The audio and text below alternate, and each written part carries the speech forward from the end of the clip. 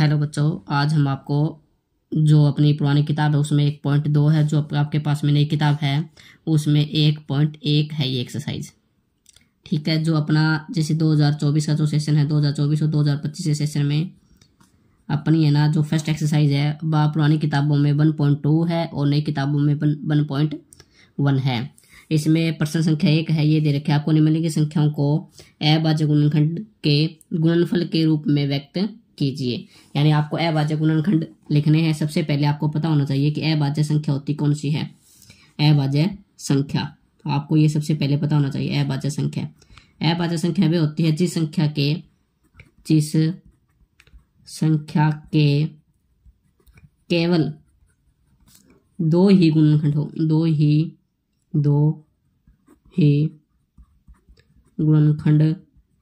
हो उसे हम अभाज्य संख्या कहते हैं। जैसे कि उसमें अभाज्य संख्या गुणनखंड होंगे वो या तो एक होगा और या खुद संख्या होगी। जैसे कि अभाज्य संख्या बता रहा हूँ मैं आपको, एग्जाम्पल बता रहा हूँ इसका अभाज्य संख्या का। 2, 3, 5, 7, 11, 13, 17, 19, 23 इस प्रकार से ये संख्या होती है। यानी ये संख्या अभाज्य संख्या होती है। आपको इस सवाल में है ना अभाज्य गुणनखंड पूछे गए हैं तो उसको आप गुणनफल के रूप में है। जैसे सवाल नंबर पहला दे रखे आपको 140 के अभाज्य गुणनखंड इसके आपको अभाज्य गुणनखंड लिखेंगे तो 140 को आप इस प्रकार से लिख सकते हैं 2 गुणा में 70। आगे क्या करेंगे आप इस 2 को तो आप 2 लिख दिया, 70 को आप इस प्रकार से लिखते हैं 2 गुणा में 35। आगे देखो इसको सेम का सेम लिख रहे हैं 2 × 2 और 35 को लिखे मैंने 5 गुणा में 7। ये है इसी प्रकार से, ये इससे आगे नहीं होगा क्योंकि अपनी सभी संख्या 2 और 5 और 7 ये अभाज्य संख्या आगे आपसे अभाज्य संख्या ही पूछी गई है। इस संख्या को आप इस प्रकार से लिख सकते हैं आप जैसे 2 की पावर 2, क्योंकि 2 2 बार है ना गुणा में 5 गुणा में 7, तो ये आ गया अपने 140 के गुणनखंड। ये इसका सवाल नंबर 1 का आंसर है। ये करते तो आप इस प्रकार से भी कर सकते हो, जैसे अपना एलसीएम लेते हैं ना उस प्रकार से 140 से 140 को आप 2 पे भेजें तो क्या जाएगा 70 आ जाएगा। फिर 70 को आप 2 पे भेजें तो क्या आ जाएगा 35। फिर पे ये 2 पे नहीं जाएगा ना ही 3 पे जाएगा, ये 5 पे जाएगा तो 5 पे इसको भेजे तो क्या आएगा 7 और फिर 7 पे जाएगा तो क्या आएगा 1। और ये वाली जो संख्या होती है ना यही आपसे ये बात पूछी गई है आपका अभाज्य गुणनखंड। यही संख्या आपके अभाज्य गुणनखंड। ये संख्या सेम की सेम आपको ये है। आपको छोटे के लिए बताया गया ये अभाज्य गुणनखंड पूछे गए हैं, इसीलिए आपको जैसे 140 को लिखा है मैंने 2 गुणा में 70 और इसको 2 का सेम लिख दिया और 70 को मैंने लिखे 2 गुणा में 35 और ये दोनों संख्या सेम लिख दी और 35 को लिखे है मैंने 5 गुणा में 7 और ये 2 है ना 2 बार है इसलिए मैंने लिखे 2 की पावर 2 गुणा में 5 गुणा में 7। ये आ गया 140 के अभाज्य गुणनखंड। इसी का पहले सवाल का 2 नंबर भाग है 156 दे रखे। 156 को आप लिखेंगे 2 गुणा में 78 यानी कि 78। इससे आगे ये 2 को हम सेम को सेम लिख दिया और 78 को लिखेंगे। 78 का आधा होता है 2 गुणा में 39। इससे आगे ये 2 को हम सेम का सेम लिख दिया और इसको भी हम सेम का सेम लिख दिया। 39 को लिख सकते हैं आप 3 गुणा में 13।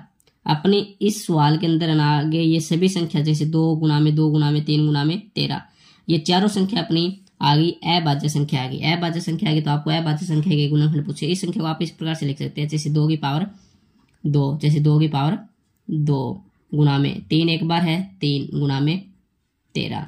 तो ये आ गया अपना 156 के अभाज्य गुणनखंड। इसी प्रकार आगे हम सवाल नंबर 3 आपको बता रहे हैं। 3 नंबर पूछ रखे है 3825। इस संख्या को आप करेंगे जैसे कि 3825 दे रहे गुणा में ये होगा 1275 का। इसको आप लिखेंगे 3 का 3 सेम लिख दिया 1275 होगा, ये होगा 425 का। यानी इसको आप ये लिख सकते हैं 3 गुणा में 425। आगे ये 3 है 2 बार है इनको दोनों को मैंने सेम लिख दिया और 425 को हम लिख सकते हैं 5 गुणा में 85। इसको आगे मैं बता रहा हूँ आपको, ये देखो 3 है ना सेम का सेम लिख रहा हूँ मैं 3 गुणा में 3 5 का 5 और इस 85 को लिख रहा हूँ मैं 5 गुणा में 17 क्योंकि 17 5 85 होता है। इसमें आगे देखो आप यहाँ पे 3 है ना 2 बार है तो मैंने लिख दिया यहाँ पे 3 की पावर 2। 5 है ना 2 बार है इसको लिख दिया मैंने 5 की पावर 2 गुणा में कितना है 17। इस सवाल का अभाज्य गुणनखंड ये। तो प्रश्न संख्या 1 का मैंने इसमें 5 भाग है, 5 भाग में से मैंने आपको 3 भाग मैंने समझा दिए, भाग नंबर 1 और 2 नंबर और 3 नंबर। इसमें आगे है 4 नंबर भाग और 5 नंबर भाग। सब वे करके देखें एक बार प्रैक्टिस। यदि आपको नहीं होगा तो आप कमेंट के अंदर आप डाल सकते हो। इसको मैं भाग नंबर 4 और 5 नंबर भाग फिर से मैं इसको करवा दूंगा नई वीडियो। प्रश्न संख्या 2 है, पूर्णांकों के निम्नलिखित युग्मों के HCF और LCM याद कीजिए तथा इसकी जांच कीजिए कि दो संख्याओं का गुणनफल है बराबर HCF गुणा में LCM है। इसी में प्रश्न 1 नंबर पूछ रखे आपको 26 और 91। 26 और 91 का आपको सबसे पहले हम कर रहे हैं 26 के गुणनखंड, 26 के अभाज्य गुणनखंड, अभाज्य गुणनखंड। क्योंकि अभी आपको बताया कि 26 के अभाज्य गुणनखंड 26 को हम लिख सकते हैं 2 गुणा में 13। इससे आगे ये नहीं होगा। इसी प्रकार हम 91 के अभाज्य गुणनखंड लिखेंगे। 91 को लिखेंगे 13 के पहाड़े में आता है ये 7 नंबर पे 7 गुणा में 13। इसी प्रकार आपको इसमें HCF है ना, HCF आ जाएगा। जैसे 26 और 91 का 26 और 91 का HCF होता है हाईएस्ट सी का कॉमन ऑफ का फैक्टर, यानी दोनों के अंदर सेम संख्या हो। दोनों के अंदर सेम संख्या क्या है यहाँ पे 13, तो इसीलिए इसका HCF आ जाएगा 13। LCM आ जाएगा LCM 26 और 91 का, 26 और 91 का LCM आएगा। L का मतलब होता है लिस्ट, C का मतलब होता है कॉमन, M का मतलब होता है मल्टीपल। 26 और 91 का आ जाएगा यहाँ पे। जैसे कि 13 है ना, 13 दोनों में सेम है तो इसको मैंने एक बार लिख लिया। बाकी तो संख्या नहीं आई, जैसे 2 नहीं आया तो 2 लिख दिया मैंने और 7 नहीं आया तो 7 लिख दिया। ये है 13 दूनी 26। 26 की हम 7 के साथ गुणा करें तो क्या आएगा 182 आएगा। इन तीनों गुणा करें तो 182 आएगा।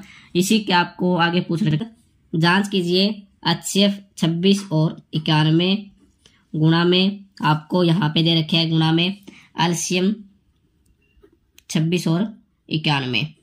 तो यहाँ पे HCF आपका 26 और 91 का HCF आया हुआ है यहाँ पे 13 और LCM आया हुआ है 26 और 91 का 182। 13 गुणा में 182 को लिख सकते हो आप 2 गुणा में 91, 2 गुणा में 91। 13 दूनी 26 हो जाएगा ये, और ये क्या जाएगा 91। क्योंकि आपकी जो दो संख्या है वो आपको दे रखी है यहाँ पे 26 और 91 दे रखे हैं, इसीलिए ये जांच होती है कि आपका जो HCF है 26 और 91 गुणा में LCM है 26 और 91 का, वो क्या गया, दोनों संख्या जो आपको 26 और 91 दे रखे दोनों का गुणनफल 26 गुणा में 91। दोनों संख्याओं का जो आपका गुणनफल है वो क्या आया 26 और 91। यही आपको जांच करके बतानी है, यही सवाल का आपका आंसर होगा। इसी प्रकार आगे आपका सवाल नंबर 2 है, वो पूछा गया आपको 510 और 92। हम करेंगे 510 के गुणनखंड के अभाज्य गुणनखंड।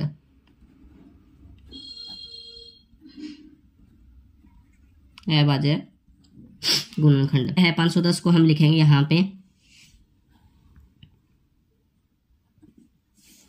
पे हम लिख सकते हैं 2 गुणा में 255। आगे 2 गुणा में 255 को हम लिखेंगे यहाँ पे 3 गुणा में 85, 3 गुणा में 85।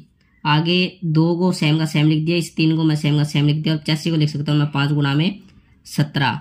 आगे ये है ना जो 2 गुणा में 3 गुणा में 5 गुणा में 17, ये अपना हो गया 510 के गुणनखंड। इसी प्रकार हम आपको 92 पूछ रखे हैं, 92 के पूछे तो 92 के अभाज्य गुणनखंड करेंगे। अभाज्य गुणनखंड जैसे कि क्या है, इसको हम लिखें तो इसको हम लिख सकते हैं 92 को 2 गुणा में 46, 2 गुणा में 46। 2 को मैं सेम का सेम लिख दिया, 46 को लिख सकता हूँ मैं 2 गुणा में 23, 2 गुणा में 23। ये आपको 510 से गुणनखंड आए हुए हैं आपके 2 गुणा में 3, 2 गुणा में 3 गुणा में 5 गुणा में 17। और इसी प्रकार आपको 92 यानी 92 के गुणनखंड आपको आए थे कि यहाँ पे पीछे हमने किया है, ये आए हुए हैं 2 गुणा में 2 गुणा में 23। सबसे पहले आपको HCF बता रहा हूँ, HCF आएगा, इसका HCF आएगा यानी कि 510 और 92 का। यहाँ पे देखो 2 दोनों में सेम है, 2 आ गया, और देखो कोई संख्या सेम है कोई संख्या सेम नहीं है, इसीलिए इसका HCF आ जाएगा 2। एलसीएम की बात करें 510 और 92 का, देखो जो संख्या सेम है ना इसको हमने एक बार लिख दिया। जो बाकी संख्या नहीं आई हुई है, जैसे 3 नहीं आया ये 3 लिख दिया, 5 भी नहीं है 5 लिख दिया, 17 भी नहीं है 17 लिख दिया, ये 2 भी नहीं है 2 लिख दिया, और 23 नहीं है तो 23। सभी गुना करें तो आएगा ये 23,460, ये आ जाएगा, इसका एलसीएम आ जाएगा। आपको इसमें जांच कीजिए, पूछ गए हैं जांच कीजिए, वो आपको पीछे फॉर्मूला बताया गया था। HCF 510 और 92 का गुणा में एलसीएम 510 और 92, वो आएगा दोनों संख्याओं का गुणनफल। जैसे 510 गुणा में 92, 510 गुणा में 92। HCF है वो 510 और 92 का आया हुआ था 2, एलसीएम आया हुआ इसका 23,460। इन दोनों की गुना करें, वो इन दोनों की गुना के इक्वल आएगा। जैसे इनकी गुना करके बता रहा हूँ आपको, इनकी गुना करें तो आ जाएगा 0 और 6 दूनी 12 और 4 दूनी 8 और 1 9 और 3 दूनी 6 और 2 दूनी 4। इनकी हम गुना करें तो ये ना, इसका भी यही आंसर आएगा, यानी 6,920, क्योंकि आपका दोनों का आंसर क्या आना चाहिए, सेम आना चाहिए। ये सवाल का दूसरे का आंसर आ जाएगा। इसी प्रकार जो अपना 3 नंबर भाग है जो आपको दे रखा है 336 और 54 का आपको इसमें पूछा गया है, तो ये सवाल आप खुद करके देखेंगे।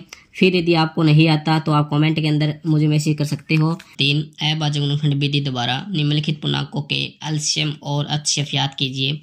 1 नंबर भाग इसका 12, 15 और 21। यहाँ पे लिखें आप 12 के अभाज्य गुणनखंड, अभाज्य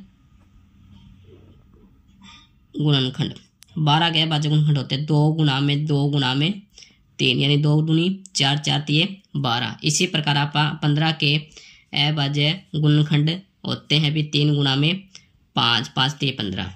और इसी प्रकार आपको 21 है, 21 के आप अभाज्य गुणनखंड लिखेंगे 3 गुणा में 7 7 तिये 21। इसके अंदर आप HCF लिखेंगे आप 12 15 21, 12 15 21 का HCF देखो हाईएस्ट कॉमन फैक्टर, तीनों में सेम जो फैक्टर है वो हम लिखेंगे। जैसे अपना क्या है 3 है यहाँ पे, तो इसलिए इन तीनों का HCF क्या जाएगा 3। एलसीएम की हम बात करें, एलसीएम है आपका 12 15 21। इसमें जैसे 3 है जो तीनों में कॉमन है वो एक बार लिख दिया, जो बाकी संख्या बची हुई है वो लिख देते हैं 2 गुणा में 2 गुणा में 5 गुणा में 7 5 गुणा में 7। जब हम इन तीनों संख्या की गुना करें आपा तो आएगा 420 आएगा। एलसीएम है 12 15 21 है, यहाँ पे जो चीज़ कॉमन है उनको लिख दिया मैंने 3, और जो बाकी सो संख्या बची हुई है वो लिख दी 2 गुणा में 2 गुणा में 5 गुणा में 7। इन सभी संख्या में हम गुना करें तो आएगा अपना 420, इसका HCF आ जाएगा 420। यही आपसे पूछा गया, इसका एलसीएम और HCF पूछा गया प्रश्न में। आगे इसी का 2 नंबर भाग है आपका 17 23 और 29, 17 23 और 29। इसमें 17 के जो अपना अभाज्य गुणनखंड होते हैं, 17 के अभाज्य गुणनखंड, क्योंकि 17 किसी के पाड़े में नहीं आता इसलिए इसको हम लिखेंगे 1 गुणा में 17। 23 है, 23 भी कोई भी संख्या के पाड़े में नहीं आती इसीलिए हम इसको लिखेंगे 1 गुणा में 23। आगे 29 है, 29 भी किसी भी संख्या के गुणा में पाड़े में नहीं आती इसलिए इसको हम लिखेंगे 1 गुणा में 29। तीनों का जो अपना HCF है यानी 17 23 और 29, तीनों का जो HCF है वो आ जाएगा, किसी भी पाड़े में नहीं आते इसलिए क्या जाएगा 1, इसका HCF आ जाएगा। एलसीएम की बात करें आप, एलसीएम आएगा तीनों संख्या 17 23 29 का एलसीएम आ जाएगा तीनों संख्या की गुणा, तीनों संख्या की गुणा 17 23 29। इस नियम जब आपके पास में जब 2 या 2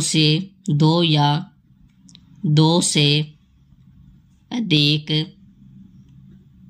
सभी अभाज्य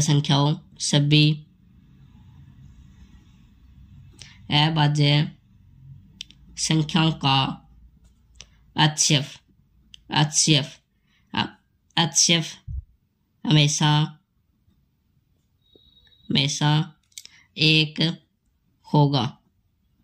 इनका एलसीएम पूछ लिया जाए ना, इनके जाए तो एलसीएम होता है सभी संख्याओं का गुणनफल, सभी संख्याओं का गुणनफल, सभी संख्याओं का गुणनफल। 2 अभाज्य संख्याओं का आपको एलसीएम पूछे या 3 पूछे या 4 संख्याओं का पूछे, जितनी भी संख्याओं का आपको एलसीएम पूछे तो सभी संख्याओं क्या होता है गुणनफल। जैसे हमने एलसीएम यहाँ पे करके बताया है 17 गुणा में 23 गुणा में 29। इन तीनों का यदि हम गुणा करें ना, 17 गुणा में 23 गुणा में 29, तीनों की यदि हम गुणा करें तो ये आएगा 11,339। 11,339। इस सवाल में 17, 23 और 29 का आक्षेप तो आया अपना 1 और एलसीएम आ जाएगा, तीनों संख्याएं गुणा करें तो 11,339। इसी प्रकार अपना जो इसका 3 नंबर भाग है 8, 9 और 25। 8, 9 और 25, क्योंकि 8 के अभाज्य गुणनखंड करें, अभाज्य गुणनखंड 8 के अभाज्य गुणनखंड होते हैं भी 2 गुणा में 2 गुणा में 2, यानी 2 दूनी 4, 4 दूनी 8। 9 के अभाज्य गुणनखंड करें तो 9 के अभाज्य गुणनखंड होते हैं 3 गुणा में 3।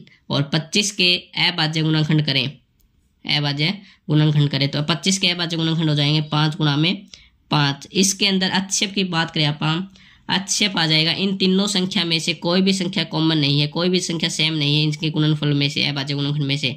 इसलिए क्या जाएगा इसका आक्षेप क्या जाएगा 1। और एलसीएम की बात करें आप, एलसीएम आ जाएगा यहाँ पे जैसे कि तीनों संख्याओं का गुणनफल। जैसे 2 है, 2 किसी और में नहीं है तो तीनों हमने लिए लिख लिया 2 गुणा में 2 गुणा में 2, ये लिख दिया 3 गुणा में 3 और 5 भी लिख दिया 5 गुणा में 5। इन सभी संख्याओं यदि हम गुणा करें है ना तो वो आएगा 1800। या हम ये भी लिख सकते हैं इसमें कि यहाँ पे 8 गुणा में 9 गुणा में 25, 8 गुणा में 9 गुणा में 25। इसका तीनों का गुणा करें आप तीनों संख्या तो क्या आएगा अपना 1800। इसका एलसीएम कितना आ जाएगा 1800 और आक्षेप क्या आ जाएगा 1। Thank you. आगे सवाल नंबर 4 में आक्षेप आपको दिया हुआ है 306 और 657 का 9 दिया हुआ है, और एलसीएम आपसे पूछा गया 306 और 657 का। याद कीजिए इसमें हमने पढ़ा है सवाल नंबर 2 में एलसीएम गुणा में आक्षेप वो होता है दोनों संख्याओं का गुणनफल, दोनों संख्याओं का गुणनफल। इसीलिए हम करेंगे इसमें एलसीएम है आपको पूछा गया है, एलसीएम आपसे पूछा गया है 306 और 657 का। और इसमें क्या करें यहाँ पे एलसीएम के साथ में आक्षेप यहाँ पे गुणा में इधर हम ले जाएंगे इसके भाग में, पहली संख्या और दूसरी संख्या। पहली संख्या आपको दे रखी है 306 और दूसरी संख्या दे रखी है 657। भाग में आक्षेप है इसको हम भाग में ले जाएंगे, इधर आक्षेप इसको हम भाग में ले जाएंगे क्योंकि आपको 306 गुणा में 657 आक्षेप आपको यहाँ पे दे रखे है कितना 9। ये अपना निकाल रहे हैं आप एलसीएम निकाल रहे हैं 306 और 657 का। तो ये कैंसिल हो जाएगा, 9 पे कैंसिल करें 9 एकम 9 और ये कैंसिल करें 9 होती है 27 और 3 बचा 9 चौका 36। यदि हम 34 गुणा में 657 करें, दोनों संख्या यदि हम गुणा करें ना तो इनकी गुणनफल आ जाएगा 22,338। ये सवाल इंपॉर्टेंट सवाल है। इसी प्रकार से एक उदाहरण में भी आपको सवाल दिया हुआ है,